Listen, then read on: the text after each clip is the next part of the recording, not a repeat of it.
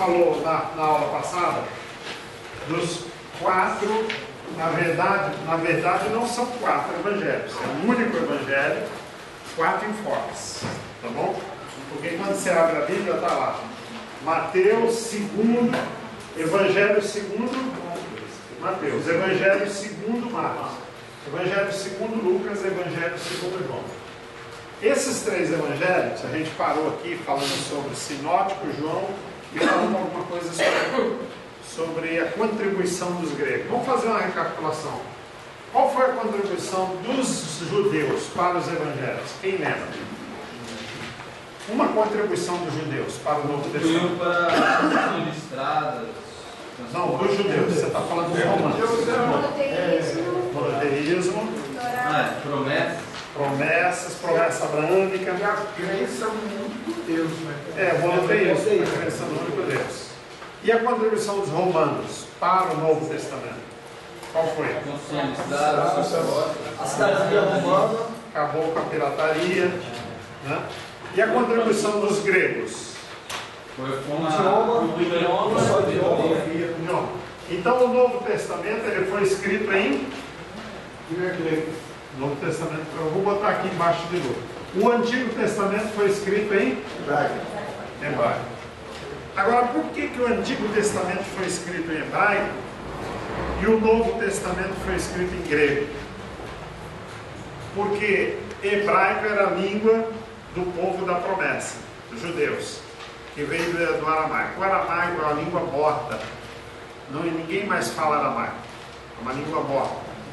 No tempo de Jesus, falava-se o aramaico.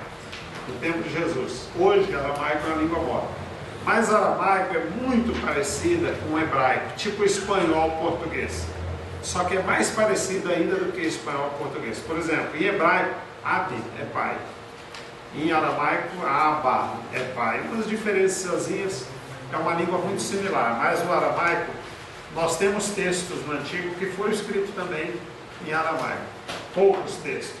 Talvez aí 16% dos textos do Antigo foram escritos em aramaico. Quase 90% do Antigo foi escrito em hebraico. Agora, por que o Novo foi escrito em grego? Porque o grego era a língua universal. Qual a língua universal hoje? Inglês, para comunicar com o mundo. Na época a língua era universal. Agora, por que o grego, na época de Jesus, era a língua universal? Nós devemos a quem isso? Alexandre, né? Isso, muito bom. O pai de Alexandre era um imperador grego. Ele chamava-se Filipe. E ele era amante da sabedoria. E o plano dele era levar a sabedoria a todos os países do mundo para acabar com o paganismo. O paganismo era muito forte. Na época, os países acreditavam, adoravam barata, rato, boi, galinha. O pessoal era muito supersticioso. O paganismo era muito forte.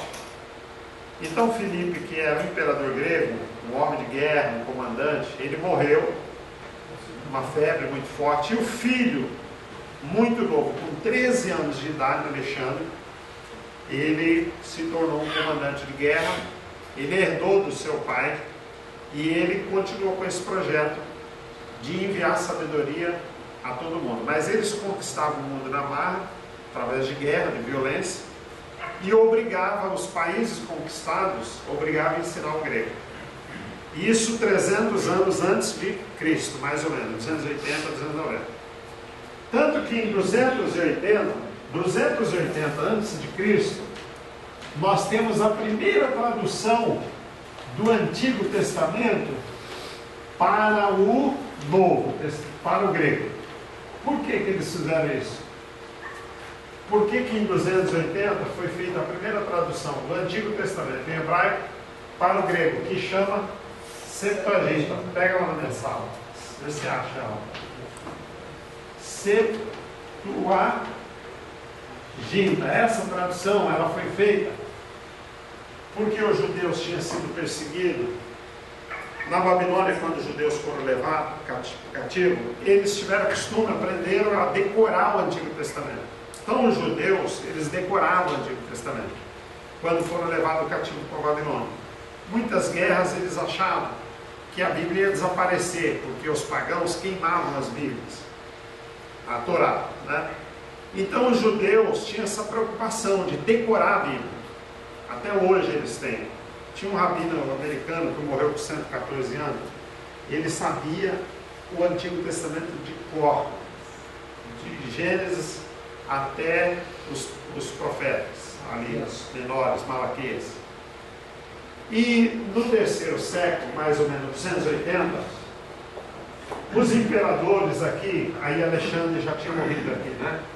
Ptolomeus, que eram os generais de Alexandre, eles permitiram que os rabinos traduzissem.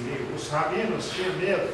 Essa é a Septuaginta. Essa é a tradução mais antiga do mundo da Bíblia. Tradução, não estou falando Bíblia. É a tradução. É a Torá, somente a Torá, com os livros apócrifos, né? Que eles não são inspirados por Deus, mas os judeus têm esses livros apócrifos como livros da cultura judaica. Eles têm erros doutrinários, não são inspirados por Deus. E a Igreja Católica introduziu os livros apócrifos no ano de 1545. Tá bom? Então, quando algum católico fala, por que a sua Bíblia está faltando 7 livros? Aí você vai falar, negativo, a minha Bíblia não está faltando 7 livros. A sua que foi acrescentado 7 livros em 1545. Um concílio que a Igreja Católica fez, a Contra-Reforma, que Martinho Lutero tinha feito a reforma, eles reagiram porque a Igreja Católica não deixava traduzir a Bíblia. Ela falava que sim, se a Bíblia fosse traduzida, ela seria profanada, entendeu? Porque a Igreja Católica pegava aquele versículo de Apocalipse, aquele que acrescentar virá todas as pragas desse livro sobre ele. Então ela pegava aquele versículo ao pé da letra e proibia traduzir a Bíblia. Ela não deixava embasado nesse versículo, que na hora de traduzir ia acrescentar, porque sempre acrescenta. Quando traduz, é impossível você fazer uma tradução de uma língua, do português para o inglês, do espanhol, português, e você conseguir traduzir 100%. Por exemplo, em inglês não existe maravilhoso. Você tem que inventar uma palavra para tentar chegar perto disso. A palavra sogro não existe em inglês. Tem muita palavra em português que você traduz, mas quando traduz ela chega lá aleijada. Vai faltar muito sentido. Então, quando traduziu do hebraico, a primeira tradução foi essa aqui. Do hebraico, a tradução Septuaginta, 280. Os gregos que permitiram, ajudaram, financiaram e permitiram os rabinos fazer. Por quê? Em 280, grego já era língua universal. E os judeus que estavam no mundo todo dispersos, eles sabiam grego, porque era língua universal. E tinham acesso à Bíblia. Então, mesmo que os pagãos queimassem a Torá, o judeu, aonde tivesse, ele tinha acesso a uma Bíblia que é a Septuaginta. Então, a Septuaginta é o Antigo Testamento com mais 7 livros. Os 7 livros apócrifos, os judeus não aceitam como Bíblia. Eles não aceitam, até hoje nunca aceitaram. A Torá não tem os 7 livros. E os 7 livros apócrifos, que é Judite, Macabeus, que vocês conhecem, eles só entraram aqui, ó, em 1545. Porque Martinho Lutero fez a primeira tradução da Bíblia do hebraico para o alemão em 1519, quando estava preso. Ele fez a primeira tradução. Ninguém podia traduzir a Bíblia. A única tradução da Igreja Católica oficial era a Vulgata. Pega a Vulgata lá, por favor. Vocês podem manusear, tá? Pode passar um por um, não demora muito, porque o tempo já está acabando. Professor, podemos citar aqui os livros apócrifos, eles são históricos, mas não inspirados? Sim, eles são históricos, culturais da cultura judaica, mas não inspirados por Deus, como Bíblia. E a Igreja Católica acrescentou 7 livros. Então a Bíblia Católica tem mais 7 livros apócrifos, são verdadeiros, não são livros mentirosos, não. A história deles tem verdade. Mas eles é uma história da cultura judaica, não inspirada por Deus. Ele tem heresia, tem contradição, tem oração aos mortos, tem história de pessoas que praticaram coisas erradas. E eles foram... A igreja nunca aceitou esses livros. Nem a igreja primitiva, nem os judeus nunca aceitaram como Bíblia, como Torá, como escritura inspirada por Deus. Então isso aqui, o seminarista tem que estar na ponta da língua. O crente tem que ter isso. Que em 1545, agora, pouco tempo atrás, há 500 anos atrás, vocês acrescentaram 7 livros. Por que que durante 1500 anos a Igreja Católica, a Bíblia dela tinha 66 livros? Durante 1500 anos. Por que que a partir de 1545 ela inventa mais 7? Porque ela ficou com raiva pelo fato de Martinho Lutero traduzir para o alemão, depois veio a tradução inglesa, que é a King, né? Que é muito, James, que é muito conhecida no mundo. E aí começou a traduzir a Bíblia em tudo quanto é língua. A Igreja Católica falou, pronto, agora não tem mais jeito. A Bíblia já vai espalhar no mundo todo. Então, para acabar com essa confusão, vamos fazer a nossa Bíblia oficial, que vai ser essa aqui, com mais 7 livros, para diferenciar da Bíblia do protestante. Então, a primeira tradução da Igreja Católica é a Vulgata. Ela foi feita por Jerônimo, pode anotar. Jerônimo era um bispo, eu li um livro dele até, não dele, mas de um bispo que escreveu sobre como que ele trabalhou para fazer a primeira tradução. Ele foi pago, peso de muito dinheiro, entendeu? João Ferreira, ele fez a tradução. Todo mundo fala, João Ferreira era um homem de Deus, mas os protestantes deram muito dinheiro para ele fazer.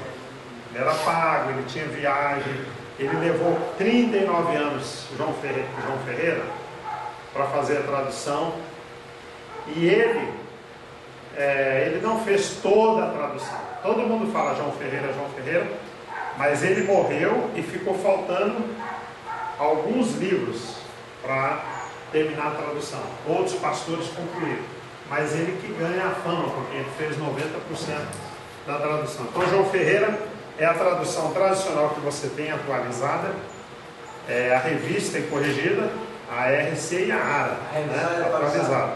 Essas traduções são do português do século XVI, né, foi um pastor protestante, e eles foram pagos para fazer essa tradução. Toda tradução tem erros, a Bíblia é inerrante, a Bíblia não tem erro. Aí você vai falar lá na sua igreja, o pastor falou que a tradução tem erro, o pastor falou que a Bíblia tem erro. Não, a tradução tem erro, por isso vocês estão no seminário, divulgado uma coisa. Então já levaram, né? Então, por isso que vocês estudam no seminário.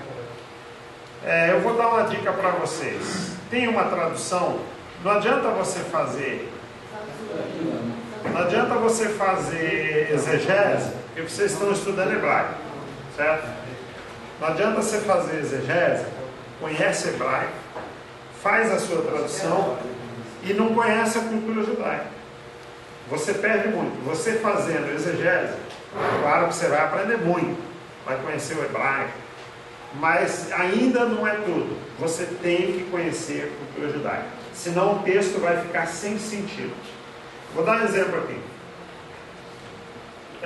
Jesus disse assim: se você pôr um vinho novo numa garrafa velha, estraga a garrafa e o vinho, certo? Pega um vinho novo hoje, põe numa garrafa velha, estraga o vinho? Não.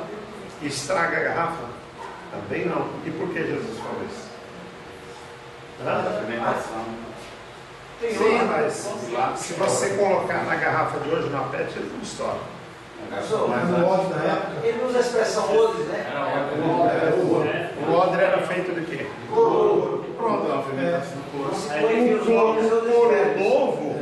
Couro novo, com a fermentação, ele esticava.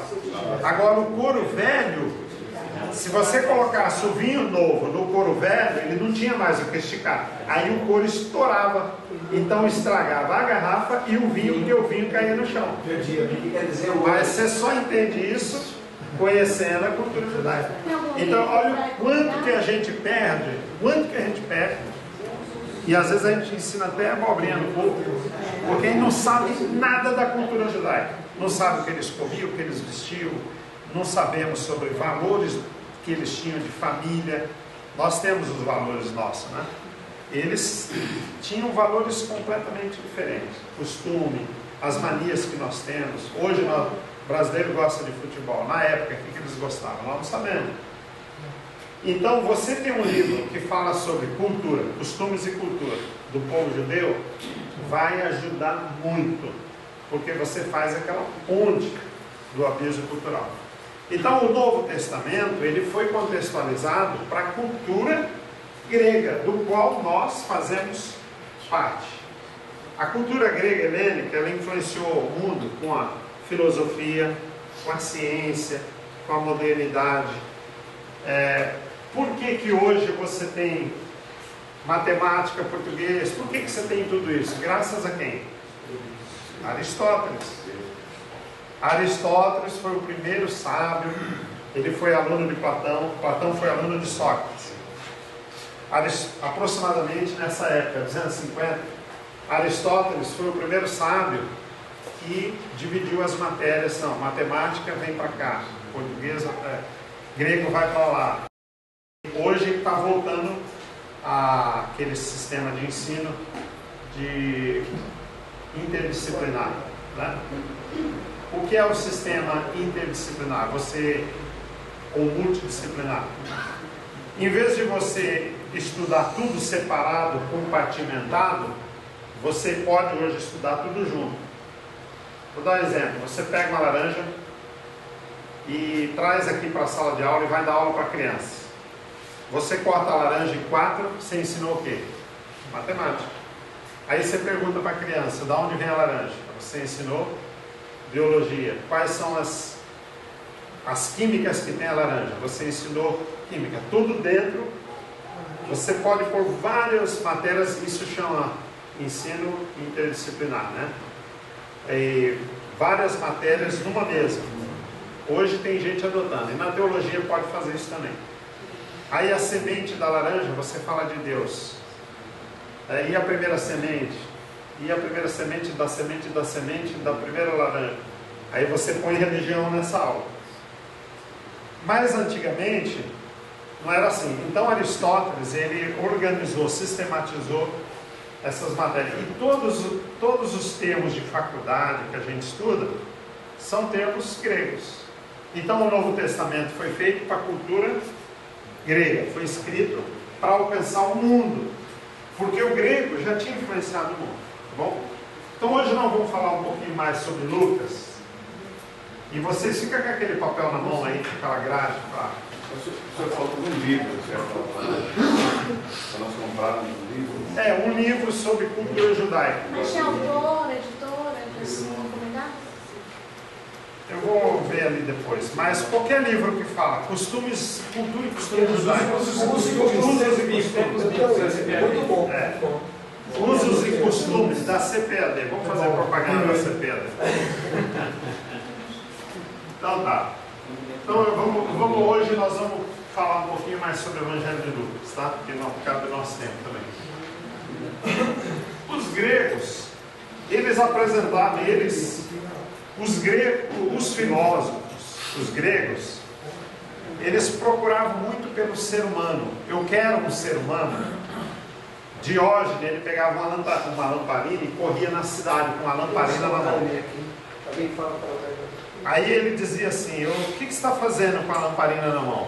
Ele corria a cidade, o campo, e as pessoas perguntavam, por que você está com essa lamparina na mão? Ele dizia assim, eu estou procurando um homem original. Um homem que não é hipócrita, que não é falso. Um homem original, que não é artificial. Ele ficava fazendo isso para ensinar o povo. Então a filosofia sempre buscou o homem. Vocês vão estudar filosofia. A filosofia que o ser humano, ela ensina que o ser humano ele é um micro-universo. Então o ser humano, ele não pode ser enquadrado, porque Deus fez o ser humano assim. Deus poderia ter feito o ser humano um robô, né, para não deixar errar, pecar, fazer coisa errada, com um botãozinho controlando a obra. Mas Deus fez um ser humano magnífico, um ser humano fantástico, um ser humano que em 50 anos saiu da carroça e foi para avião supersônico. Então ninguém pode com o ser humano. Quem fez o ser humano? Foi Deus, né? Então a filosofia busca o ser humano. O que é o ser humano? Quem é o ser humano? Da onde o ser humano veio? E para onde esse ser humano vai? E o que ele é? O que é o ser humano? Então essa busca pela pergunta do ser humano, que é o micro-universo, microcosmo, e o universo é o macrocosmo, e olha que o universo ele tem mais de 80 bilhões de galáxias. Cada galáxia tem milhões de sóis. E o planeta, o sistema solar pertence a uma galáxia, que é a Via Láctea. Então o mundo é um universo. Então o universo é tão complexo, tão infinito quanto o ser humano, que é um micro-universo.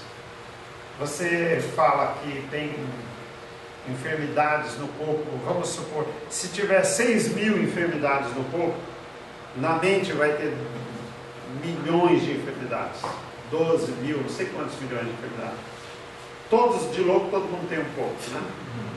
Todos nós temos alguma coisa, uma fobia, medo de barata, medo de mosquito. E por quê? Tem uma resposta lá atrás, na infância, na adolescência. Então a filosofia ficava buscando pelo ser humano. Eu quero aprender sobre o ser humano.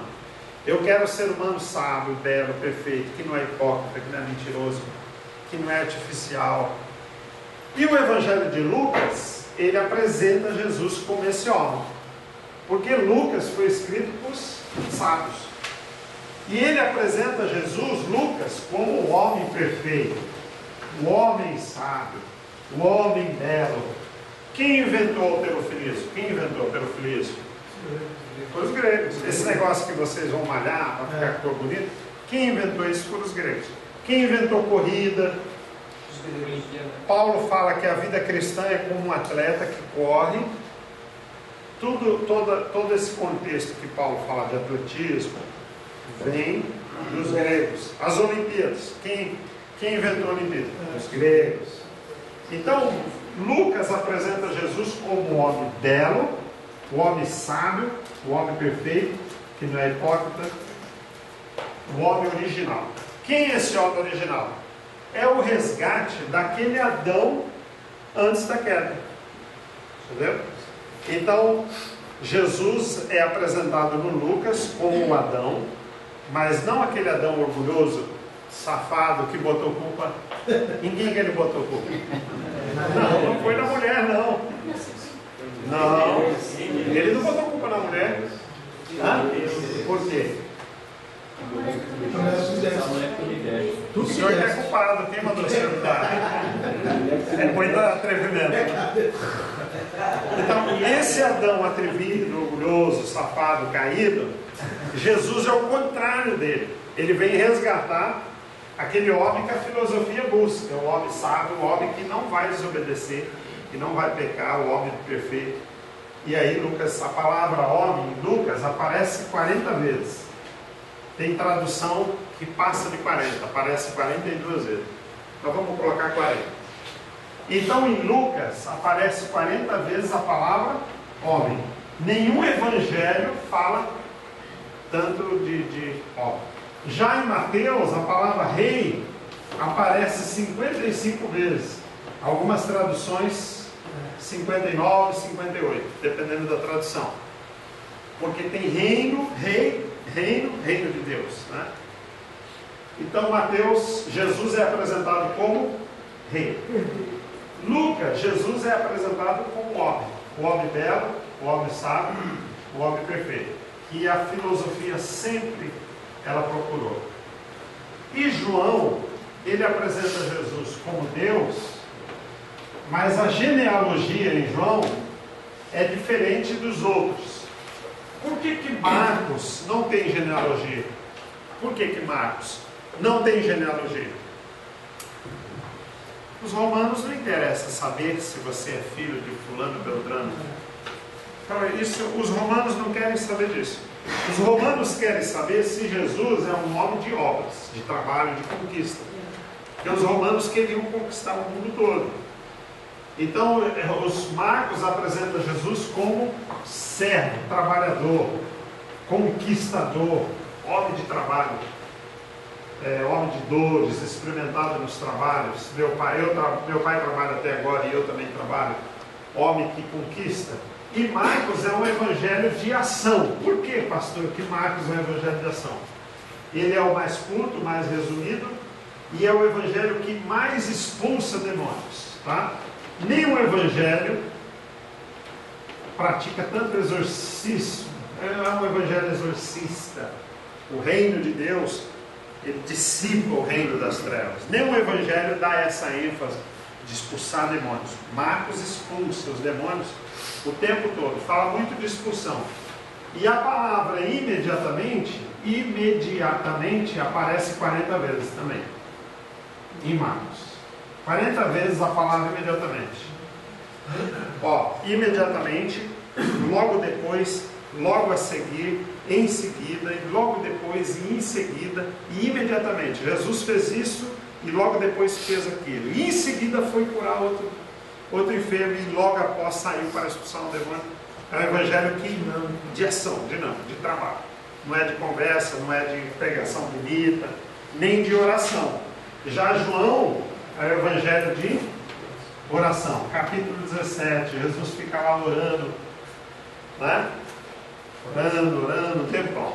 Você vê que cada evangelho dá um enfoque ao ministério. Você vê a riqueza que são os evangelhos. A gente lê em casa correndo, mas quando você faz isso aqui, esse panorama, você passa a ter outra visão do evangelho. Até para você ensinar a pregar. E a capacidade de compreensão, a compreensão fica mais cristalina quando você joga nesse quadro comparativo. E eu até falei que se vocês estudarem aquele papel, ali é o resumo de toda a apostila. Você vai tirar 10 na prova. A apostila tem 40 páginas. Você tem que ler 40 páginas para tirar uma nota boa na prova, né? Mas se você compreender aquela grade, não é decorar. Tem gente que pega a apostila e quer decorar, acha que vai tirar 10 decorando a apostila. Não é isso, estudar não é isso. Se você compreender aquela grade que eu dei para vocês, vocês vão tirar uma excelente nota na prova, tá bom? E às vezes eu faço prova até de consulta. Mas aí, a prova de consulta, o aluno tem que fazer a síntese dele, a dissertação dele, com a própria visão, entendeu? E o aluno fazendo isso, ele cresce no conhecimento, né? Senão o aluno fica preguiçoso, só aquela provinha de marque X, B, C, AD, o aluno fica preguiçoso. Tem que ter umas provas de redação para o aluno pôr a sua mente para trabalhar. Então Lucas, ele apresenta Jesus como homem.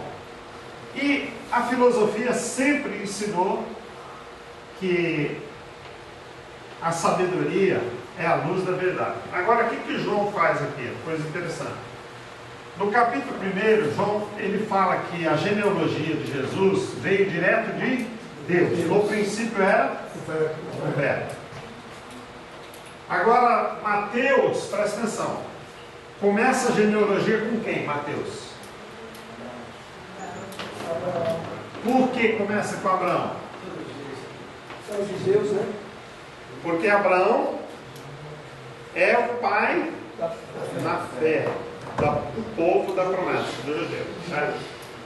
Então começa, Abraão gerou fulano, ciclano, beltrano e tal. E Lucas, a genealogia começa com quem? Adão, porque Adão significa homem vermelho, barro vermelho, homem vermelho. Né? Adão significa homem. Então, nós temos aqui, Mateus começa com Abraão, por causa do povo judeu.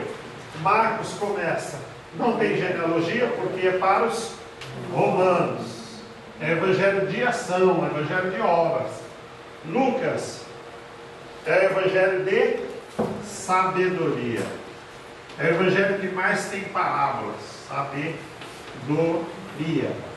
Parábolas, ensino, tem milagre também, mas as pregações são pregações de sabedoria. Lucas apresenta Jesus como homem sábio, o homem perfeito. João é um evangelho de oração e de entrevistas.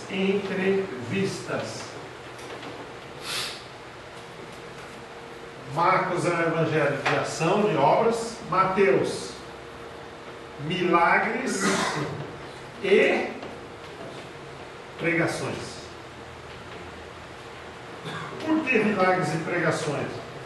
Porque os judeus, eles tinham a cultura do profeta. E qual era a evidência do ministério de um verdadeiro profeta? Isaías, Eliseu, Elias. Ele tinha que fazer milagres e pregar a verdade, exortar o povo, né? Então Mateus dá essa ênfase no evangelho de milagres e de pregação. Marcos dá ênfase no evangelho de ação. Lucas, evangelho de sabedoria. E João, oração, entrevista. E o nosso tempo terminou. E eu cheguei de São Paulo agora. Estou aqui em São Paulo na convenção o dia inteiro. Então vou para casa. E alguma pergunta nesses 3 minutos que nós temos? Todos têm aquela grade que eu passei para vocês? Todos são discípulos de Jesus. Ah, boa pergunta, ó. Ele fez uma pergunta muito boa aqui. Menos 2. Quem não é discípulo de Jesus aqui? Lucas. Lucas não é discípulo, mas olha a esperteza de Lucas. O que ele escreve? É o único que fala de que Jesus tinha 70. Ele não foi um dos 12, mas ele estava no meio dos 70. E quem mais Lucas põe como discípulo de Jesus? Quem ele põe? Lucas 8, abre isso, mulheres.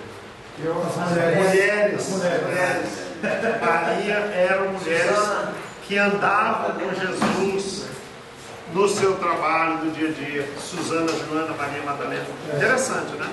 E Lucas, que é um médico, ele valoriza a mulher.